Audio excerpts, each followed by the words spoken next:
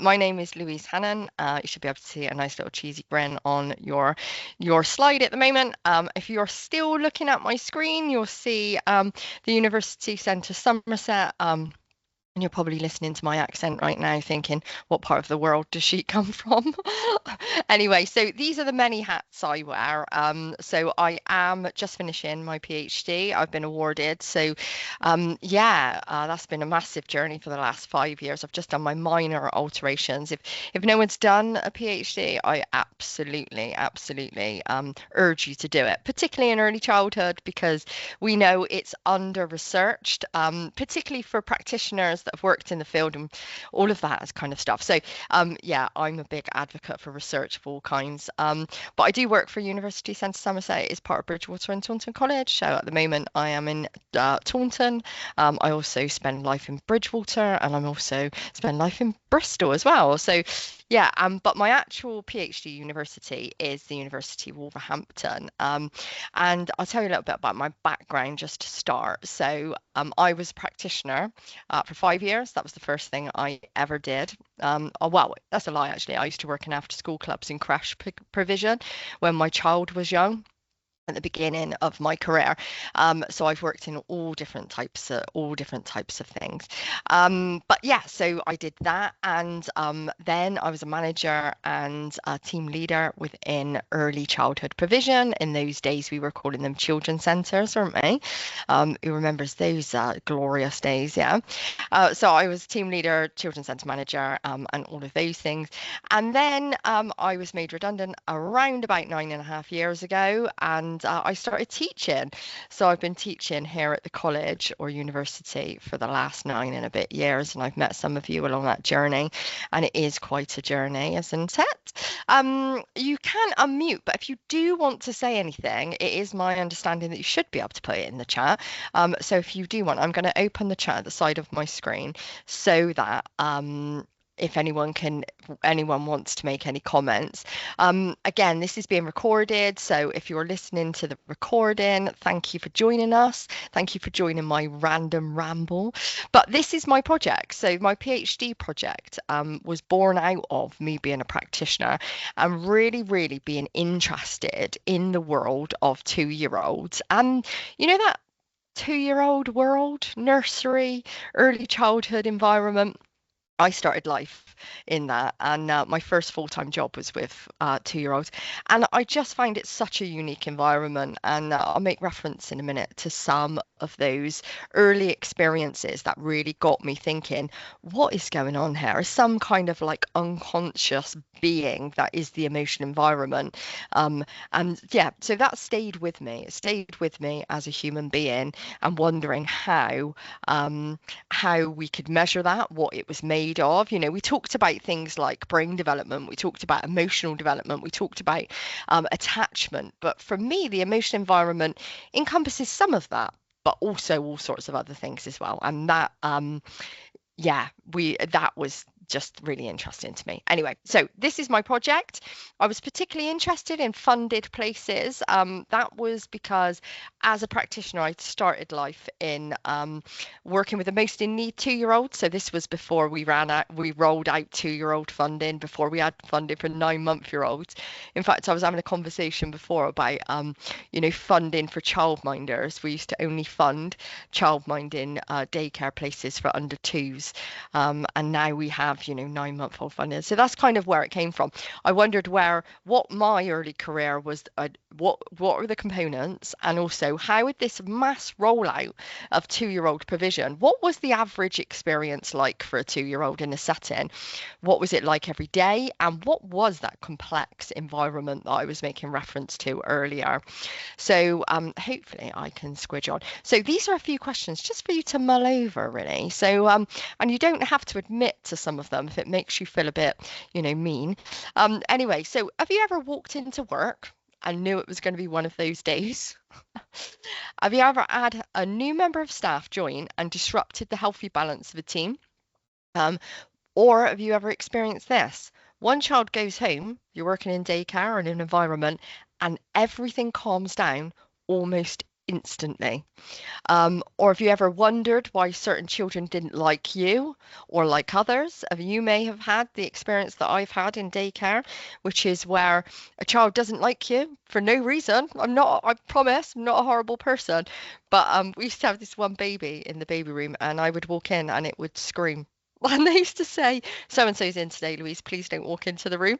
And it wasn't just me. There were this dynamic with other children as well. But anyway, this is my favorite one to ask people.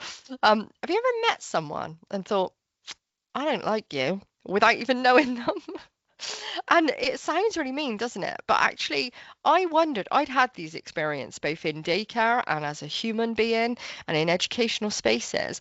And I was really interested as to what that was, particularly in 2-year-old spaces, but actually, what that was like. And, when you're working with people and you trust and relate to them and it's really, really good, and then you work with other people and you're like, just doesn't feel right. And I used to do, because we were children's centres in the latter part of my career in education, I would do the 10 till 6 shift. I was a team leader, so we had to have a team leader on at the beginning and the end of the day, and then my manager did the middle part of the day. And as a team leader, I liked being lazy basically, so I would get up at about 9 o'clock and roll myself into work for 10, which suited me just fine. And so by the time I got there at 10 o'clock, the day had been going since 8 o'clock, and major starts usually are 9, aren't they? So they've been going for about an hour, and I would open the door, right, into daycare, and I'd instantly know what sort of day we were going to have. And I'd be like, wow, it feels really stressful in here. And like, what's going on? Oh, tension. Do you know what I mean? Or excitement, or, craziness, or stress, or anger. And all of those things were really interesting. And I looked a little bit about Daniel Goleman's neural Wi-Fi, how information can be passed between humans. It didn't quite hit for me, but it was a good start. And these human relationships. And I was thinking, if that happens for me as an adult, um, it happens for children as well. And much like you can get people that don't like you when they first meet you, you also can get children, can't you, that really do attach very quickly and very deeply, and they've not known you very long. And for me as well, that was an interesting thing. We used to say, like, I wonder if I got hair like their nan or something. Do you know what I mean? Like, we were always thinking about why. And that, but going back to the baby that didn't like me, what was that about? Was it the tone of my voice? Was it my the smell, because we are animals on this planet and we release pheromones? Is it the way that I'm quite noisy, or is it the way that I look? Is it something that I'm doing? Yeah, it's really, really interesting. So that was the beginning of this kind of project, really. And I'm just going to leave you just for a couple of seconds to look at this picture and make the link between this picture and 2-year-olds and the emotion environment.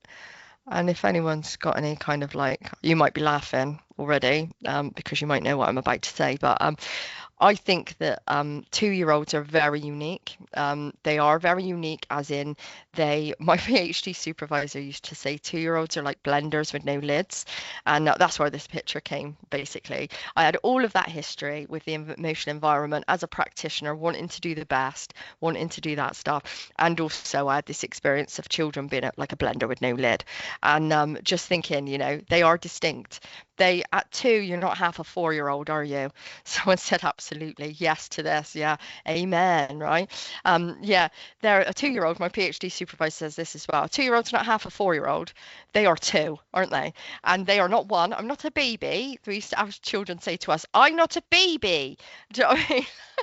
It's just crazy, isn't it? They know they're growing up, but and as part of this study, I looked at the unique brain development of a 2-year-old. They're just developing theory of mind. So theory of mind, for those of you that don't know, is the understanding that somebody else has got a different brain than you. And we don't always have this at 2, which is why, if they want to put their biscuits in the microwave or in the washing machine, or they want to climb in the washing machine and you won't let them, well, they actually think that you want them to do that as well, which is why it's so frustrating, because they're like, I want to get in that washing machine with my biscuits, and you want me to getting that, what's going on here? And suddenly we have, the age-old, what would be called meltdown, or what we actually call dysregulation, because it's really hard to understand why something's happening if you think everybody feels the same way as you do. And we also have neurodiverse children who don't develop this ability, the theory of mind, or have it in part. And anyway, all of that stuff was really interesting to me. So that's how I started it, with the positioning of 2-year-olds being like blenders with no lids, and the environment being really, really interesting. I won't spend too long on this, but just to explain what in more detail, I was looking at what are the emotional environments offered to 2-year-olds. So what are they? How do children experience that? And some of the stuff that I'll talk about later will make reference to that. What aspects of the emotional environment support and inhibit the emotional environment? Because we know daycare, early childhood education, when you educate or store or put children together en masse, there are distinct challenges, and I predicted there may be emotional ones. And I am a practitioner. I absolutely love what I do, and I was really, really focused on how the environment could be improved, and I'll make some research for that, make some cases for that later. So this kind of anyone who loves a bit of methodology probably don't, and probably not as boring as me, but I was praxeology, which is the blue circle on the left hand side. Praxeology means the theory of practice, and phenomenology means the theory of phenomenon. So I was starting this project as a practitioner who wanted to investigate practice, and believing that daycare, education, early childhood is a phenomenon, and 2-year-olds are a phenomenon. And both of those things are really important to acknowledge when I start the whole project. And I did a whole bunch. These were my methods. What did I do? That's the most important thing, isn't it? And what can you do, or what can you think about? I did a whole bunch of observations of the environment. And I'll talk more about that as we go through. But I started as well by looking at a little bit about what children need at that stage of their development. And we know I am a bit of a neuroscience geek. I'm not a scientist, but I do love a bit of brain development. And we began to understand at the beginning of the 21st century. We had the year of the brain, which was 2000, which explains why I started a qualification in 1998 and didn't know anything about neuroscience until 2004, when I did a later qualification. It hadn't reached us yet. This means we know that the kind of a brain a baby develops will be a result of the experiences with people, and also their genetics as well. So we have epigenetics. My environment kicks off my genetics influences my environment, and that's how distinctive it is. But in terms of emotional regulation, we also know that each of us are born with these 100 billion brain cells, approximately. I feel sorry for the person who had to count those. You ever thought about that? But we have this epigenetic development of the brain, but the brain continues to develop until they're about 25, although I read 30 the other day. So it's not that it doesn't develop. We have synapse death and stuff like that, neural pruning, but actually it's got more plasticity, we think. The brain develops from the front to the back, no, from the back to the front. The last bit that fully fuses so that it's less plastic is the prefrontal cortex. So that's where your personality, your impulse control, and your goal setting and your risk taking lives. We don't get that until we're about 25. So when I walk around the environment here, so I work in a college and a uni, and they're all usually 16 plus, and they're maybe vaping where they shouldn't be vaping. And you think, why are they doing that? It's because at 16 years old, you haven't yet developed delayed gratification. So that means that if I want to do something, I haven't really got the goal setting, delayed gratification to not do it, because my impulses are so immediate. If I want to do that right now, I'm going to do it. The difference between a teenager and a 2-year-old is that a 2-year-old doesn't know. Well, they wouldn't be vaping anyway, would they? But they don't know what they're doing is wrong.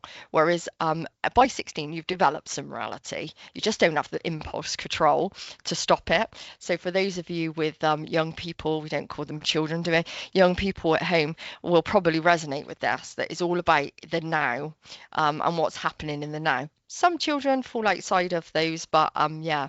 So we know at 2, children are hugely impulsive. They don't have the moral reasoning, the middle part of their brains to make those rational choices. Therefore, early childhood is really, really important and a poignant time of their development and also for their emotions.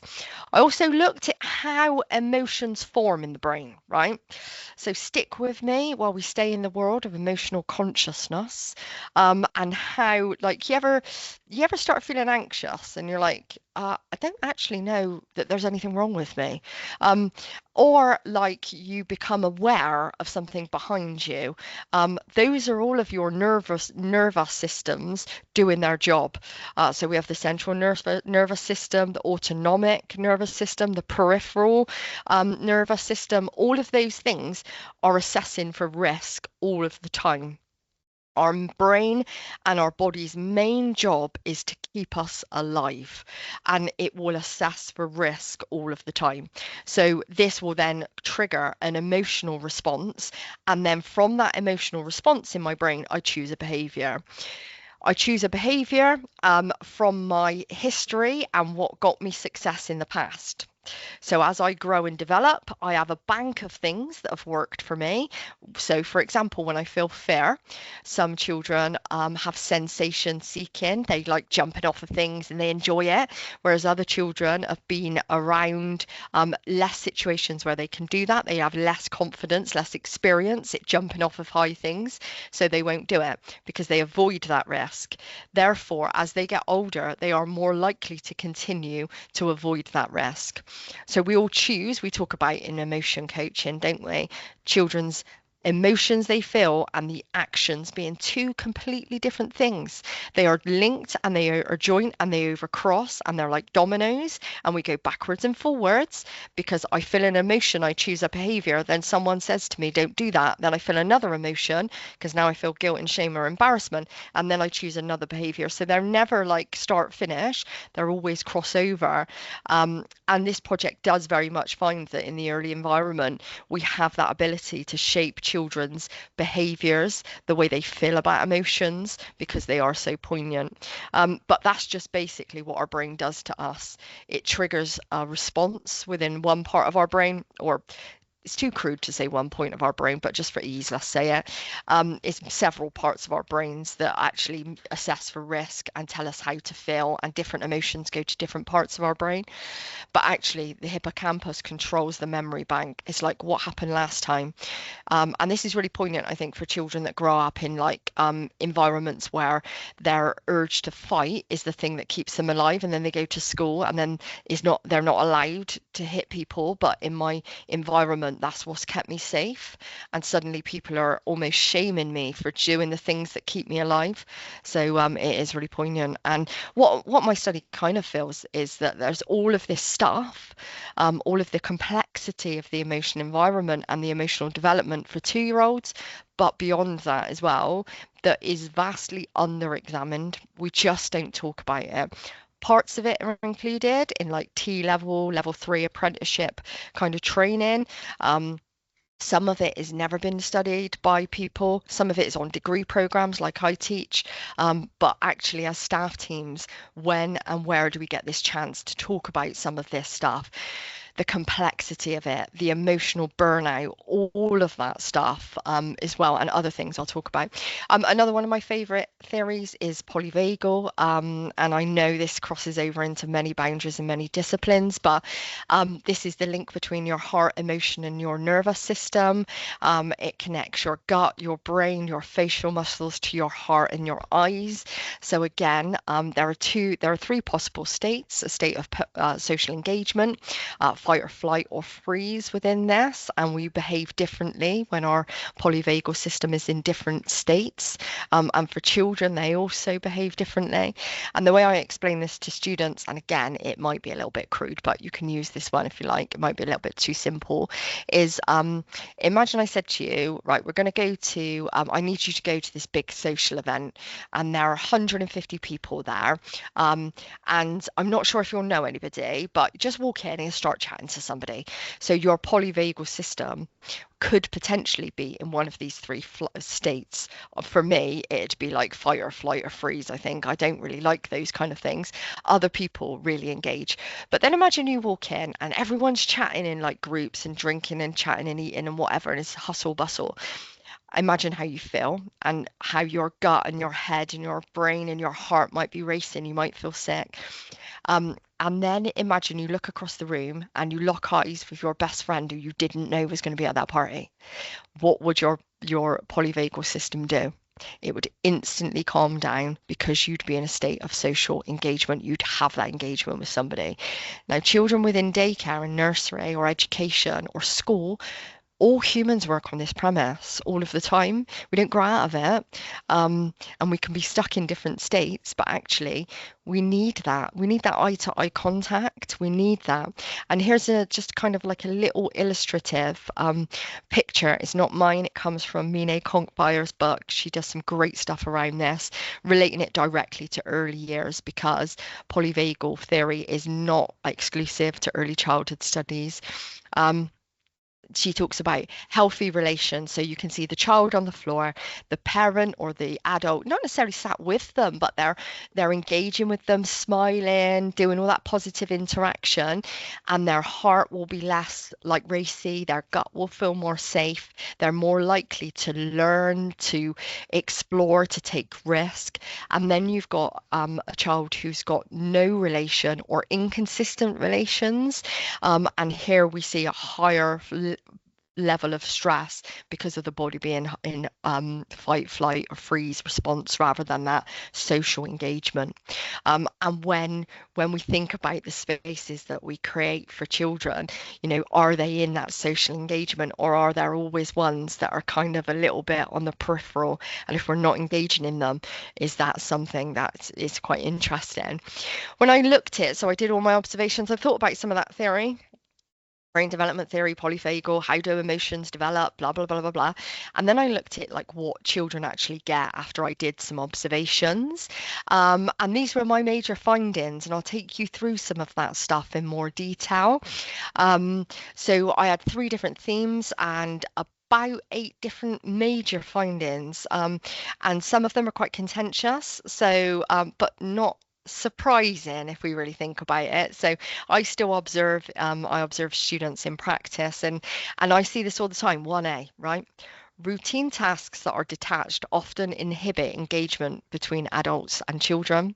And we know that, don't we? Cleaning, observation taking, all of those things, they're routine, they need us to do them, or more shockingly, I suppose we could say, I saw adults really, really actively engaged in doing that emotional regulation or playing with children, and what's this? It's really exciting. And then somebody walks into that daycare space or educational space and goes, "Can I just ask you?" And you're like, "No, please go away." Do you know what I mean? This is really important what I'm doing now. Like, it's almost like we forget that to protect that space. And I know when I was a team leader, a couple of times we used to say, "Can nobody just open that door for like at least 10 minutes, please? Don't be coming in asking me about that accident form over there and this over there and how many have I got for tea and all of that stuff." It was that kind of stuff, the throughfare, and it disrupts the emotional environment. Yeah, and some people would say that was part of normal life, but it was quite interesting. I also looked into 2-year-olds, and you won't be surprised to know that 2-year-old funding is contentious. All funding is contentious. And there's a gap in parents' understanding about the 2-year-old offer from people who rent us premises, from funders, from parents, from other professionals. Those were kind of things. I did do a bit of an emotional count, like how many emotions and what's the most frequent or most popular. And you'll be very pleased to know that joy and interest are the most common emotions in 2-year-old daycare, but common also are what we call submission, distraction, and annoyance. And distraction and annoyance is probably not that surprising, is it, with 2-year-olds, you think about it. But also I found that there was this ambiguity of love and attachment in relationships and in emotions in settings. So for example, I said in a lot of the policies I looked at and observations I did, I looked at how love was framed and how emotion was framed. And it talked about we want staff to be attached to children, but they shouldn't give excess attention to certain children. They should treat everybody the same. And from this, I was a bit like, that's a bit, I know what you mean, because it's quite normal, isn't it, that we say that, but isn't that quite strange? Is it like counterintuitive to me? And could also, when we talked about children attaching to you or not attaching to you, it could act as a barrier. And Jules Page talks about professional love. So I started asking people, if children say, I love you, what do you say? I'm going to, again, leave you for a minute there to think about, type in the chat if you want. What do you think people say to children when they say, I love you? Are they allowed to say it back? How do they respond? It's likewise when children like stroke your hair or squeeze your face or lick you. Do you know what I mean? Like, oh, I love you, Louise. Do you know what I mean? Like that. Or you come to my birthday party. All of those things that children don't understand, those social rules. And I found that the results that were encouraged were various. It depended, and there was a huge amount of fear about the link between parents and offending them, and love being something that was framed as belonging in the family. Oh, that's nice. Thank you. Flo says, yeah, absolutely. That's definitely, isn't it? Thank you. Can you imagine if you told someone you loved them and then they said thank you? I mean, you just, yeah, it's not the same, is it? It's not the same. Anyway, so those were some of those, but children definitely seek emotional connection, and they like it. The children are simple, aren't they? They're really simple beings. Like, they want that attention. They want that one-to-one. They want that co-regulation, attunement. I also find things like post-human factors. So when I was counting the emotional environment, I actually found that the emotional baseline changed, this joy and interest and annoyance, submission and distraction. The amount of times we saw that changed based on the weather. So I observed during a heat wave, and that meant that children were more likely to be distracted or annoyed. It was quite fascinating. Likewise, when they're playing with things like chemical compounds, so like Ublex or non-Newtonian fluids like corn flour, they also showed more interest. Again, this is not rocket science, is it? We know. It's just I've written it up. And also settings went to great lengths to think about how the physical environment that they set up supported emotions. So that was one of the things that I found. All kind of stuff that you're probably nodding along going, yeah, that's right. Absolutely, that's definitely what I think. So post-humanism, I touched on it a little bit about, the link between the human condition, my emotions, and again, I don't know if you've ever had this experience, where you're like, oh, I'm just really angry today, or I'm really frustrated today, and actually not having any real reason for that. It might be you're feeling more tired, or we're hormonal beings, or all of that sort of stuff. And it could be suggested that because we truly don't know the reality of the emotional consciousness that we experience on a day to day, even science has said, yeah, it could be anything that's going on, really. And that's what post-humanism is. So these are my key contributions to knowledge, that staff are emotional role models. So I find mirrored responses. So where annoyance from the staff was high, annoyance in the children was high. And we know that because we have these mirror neurons in our brain, i.e. I'm pre-programmed, or I respond. So when someone smiles at me, I smile. Someone yawns, I yawn. Someone laughs, I'm more likely to laugh. Someone cries, I'm more likely to cry. We used to have crying dominoes in the baby room. When two babies sat next to each other. First baby, nothing wrong with it. Second baby cries. Second baby looks at first baby. First baby, still nothing wrong with it, but it starts crying as a mirrored response. It's a survival mechanism. this has got key implications in what we do, because actually the emotional environment is how we present, what we say, how we look, how we regulate with children. But actually, we know that the environment is challenging. It's challenging for so many reasons. Staffing, the funding that we were talking about, the ambiguity of love, the emotional burnout, the way that we have to regulate children, our knowledge, our skills, all of that kind of stuff is really important. So, yeah, anyway, so this is my theory. So I made a theory because why not? I started life in this process to be praxeologist, if you like. I was looking at the theory of practice and how we could change the environment. So I'm just going to finish today, or finish round up by talking about some of those elements, if that's okay. And then we can open up for questions and stuff. So these are the 6 different things. If you think about the emotion environment in the middle, so that's the experience that we're having when I walked into that daycare space at 10 o'clock in the morning, and it was like, oh, all of these things around the edge charge the emotional environment, much like we would see, emotional contagion and all of those things. Actually, these things contribute to the emotional environment. So things like ethics of care, and that's borrowed from a lady called Nell Noddins. And me and my students have been talking about it for the last couple of days, that what we do is care and education. And actually, care is a deeply reciprocal relationship between 2 people, and it's an ethical act.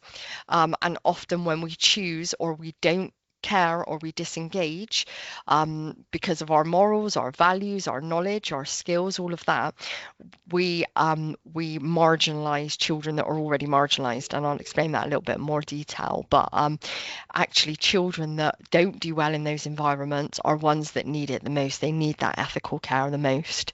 So children with SEN, for example, or children with VAL, or children that are dysregulated because they've been through trauma, they need those one significant adults, or those adults, to respond to them.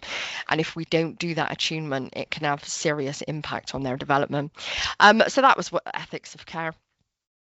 Other things as well, I'll go through over the next kind of like 10 minutes. I want to finish up at about 1:45, if it's okay with you.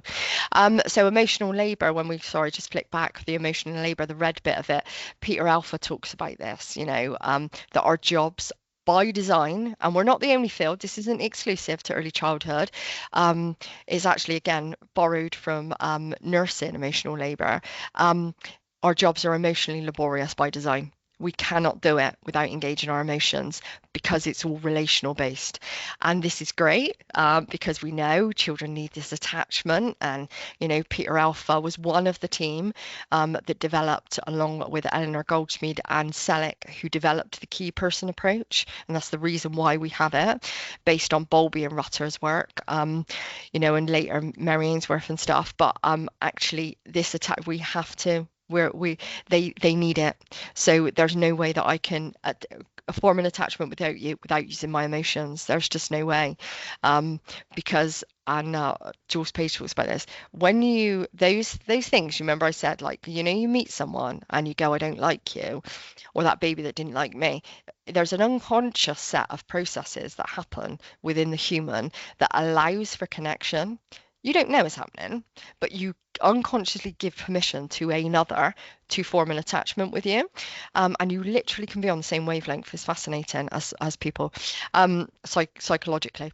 So Peter Alpha said all of this stuff that's happening all the time is emotionally laborious, and sometimes we're in high stress, safeguarding, or just crazy situations in education and care, and we actually put up what he calls social defense theory, is a protective factor, as a layer. I am not doing that unconscious attachment with you because I am burnt out, or I just don't want to, or it's just not working for me. And those are things that are happening, but that we don't know. And for me, again, is fascinating. And that's what the next bit says about conscious and unconscious processing. And there is this emotional climate, isn't there? Like I was saying, you walk into a room and you're like, oh, it's stressful in here. And I definitely found that. And we've got this real pressure, haven't we? Much like a lot of people that deal with public or humans, to put up this professional, they call it acting. It's called emotional dissonance. You know, when a child hits you in the head with a car and it really hurts, or they bite you and you're like, oh, but you're not allowed to scream because you don't want to scare them. And we're supposed to be, I'm supposed to co-regulate you rather than scream and cry myself, even though that really hurts. Or actually, I'm supposed to act professional in certain ways because the sector demands it. I think we're getting much better at thinking about these things, particularly in light of the well-being agenda for staff. And the Ofsted requirements and stuff, but actually, you know, we do have this professional front, leave your problems at the door, you know, all of that stuff, and that was a key component for me as well. And this is what this says. You know, we do have this kind of like we want positive environments. We want to put up that professional front. We want to be like, oh, it's okay. Do you know what I mean? And this is like when we're motivated, engaged, all of that. But actually, we know some of our environments we go into and observe, staff aren't engaged, and they are highly stressed. And what do we do about that? And how do we help them with that? And again, the ethics of care would say, is everybody capable of caring? Do you know what I mean? Like, I don't know. I don't know the answer to that. But if care and ethical a moral duty to care comes from parts subconsciously, can you teach, and there's a slide in a minute that says that, can you teach students to care? Like as part of their level 3, level 2 qualifications? Have you either got it or you haven't got it? Or is it around your emotional regulation? All of these things were things that I was thinking about. But actually, we are paid, aren't we, as paid carers to form an attachment, regardless of whether. And then there's those contention around children that maybe we find it harder to attach to, or that children don't attach to us and they like somebody else better. Can the key person approach, you know, and the attachments, are they flexible for that? And actually, you know, the whole contention around, you know, parents, and what do they expect from us? Do they want us to love their children? You know, when is too much attachment? When is attachment too much attachment? And basically, that's quite interesting to think about as well. Yeah, so this says basically that sometimes parents can feel guilt or envy us. You know, someone told me a story of a child who woke up in the middle of the night crying, and she actually was asking for a key worker or a key person, not her own parents. And we've also had the experience where because parents are going back to work and that's what they need to do financially and otherwise. And we've all made those decisions, haven't we, as parents, that actually children spend more waking time in daycare or in education than they do actually in their own homes. And that can cause this real tension. And again, it's vastly under-examined, isn't it? You know, I used to sit down with parents and talk about what daycare and education is and how we, you know, play with paint and go outside all the time, and we report things to safeguarding. We have an open door policy. But I don't know if I ever said, you know, if your child says I love you, what do you want me to say? Because it is around cultural and family expectations. And, you know, Bowlby across the years, you know, has been called the enemy of the early years practitioner. Thankfully, Rutter came along and adjusted Bowlby a little bit because he was like, no, these children should be at home and they should be with their they should be with their parents. I think he relaxed as time went on, but yeah, whereas Rutter recognised you could have multiple attachments, and you know, children would be regulated. And now we actually say, don't we, children only need one good attachment is a real protective factor.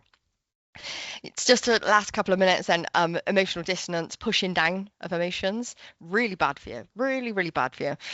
So that professional front that we put up, it's okay, it's fine, I'm fine, fine, fine. Yeah, we all know what that means. Anyway, so it can also cause stress. It also affects our immune system and all of those things as well. This is one of my favorite things, emotional contagion, because we do have those mirror neurons. We do what we call isomorphic matching and mirroring of each other's behavior. We basically have social synchrony, like generally, not everybody, but you know, we'll mirror the behavior of each other. So going back to you know, putting on a professional front when you go to work. Have you ever gone to work and thought, I really don't want to be here today? And then within about 3 minutes, a child has you in stitches. And literally, I've got some stories where I still laugh now when I think about that scenario. One of my favourite stories is definitely not for this viewing audience, but literally, and I do it with my students now. You know, I work in education. It's really fast paced. I love it. But some days I'm like, oh no, not today, you know. And then you get in the classroom and you're with other other students and they say something and everyone's laughing, you're laughing, you forgot about your bad mood. And this is called emotional contagion. You literally can infect people with your mood because of these mirror neurons. It's fascinating, isn't it? Especially for 2-year-olds that are really susceptible to that. But yeah, and this as well, bringing work home with you. So emotional crossover, how the emotion environment crosses from one to the other. And we see it in children, don't we, arriving. And sometimes you can come to work in a bad mood, and then what do we do about that with staff and all of that sort of stuff? But yeah, and this says about how do we teach and test for this, going back to these level 2, level 3 apprenticeship programs, degree programs, teachers, managers, leaders. Can you teach someone to care? Can you teach someone to emotionally regulate themselves without, a psychoanalytical test or a barrage of counselling, and none of that is part of our process. So yeah, that was fascinating to me as well. And this is some stuff around Peter Alpha and his emotional labour, if you want some more information, particularly poignant in the early workforce, because we also invest our hopes and dreams in our jobs. So I'm not saying we're the only profession that does it. So emotional labour also, it counts for people like shop assistants and flight attendants, people who have to regulate people's emotions in quite high stress environments, when you're on that aeroplane and suddenly we've got a bit of turbulence and you have to walk around smiling even though something terrible might be happening. They do teach just flight attendants, don't they, high levels of emotional dissonance. Push that down, keep smiling, because you're infecting people with your brain, and your actions. So yeah, anyway, lastly, my last thing, I'm going to leave it on this slide, is this professional love. So this bond between a child and practitioner, and I'll tell you this story to close. So to highlight professional love, my son is 26, and obviously he learned to walk. He's neurotypical, so he learned to walk, and I worked with a child who was 2 when he came to me. And then he was about 3.5 when he went to nursery. And for the first year of his life, he'd spent in Guy's Hospital in London. He had a heart defect and they had to rebuild a chamber of his heart. So it meant for the first year, 18 months, he was pretty much immobile, either in hospital beds or whatever. So he just about learnt to sit up when he was 2, but had quite poor muscle control. They knew he was going to be able to walk, but just hadn't had that opportunity yet. And so spent like a year and a bit with me. And as part of it, we used to do physio and all of that sort of stuff. And he learned to walk, right? And I could take you back there. I remember what he was wearing. I remember where I was. I remember how I felt. But then going back to my own 26-year-old, I don't remember the day that he started walking. So when I think about professional love, I think you can't tell me that I didn't love that child. But would I have said I loved him in front of his parents? I don't know. It was a long time ago, but that kind of ambiguity in love and affection and attachment really, really resonates with me. Anyway, Michael, I don't know if you're still on the call, but I'm going to leave it there. And then if we've got any questions, we've got like 15 minutes or so.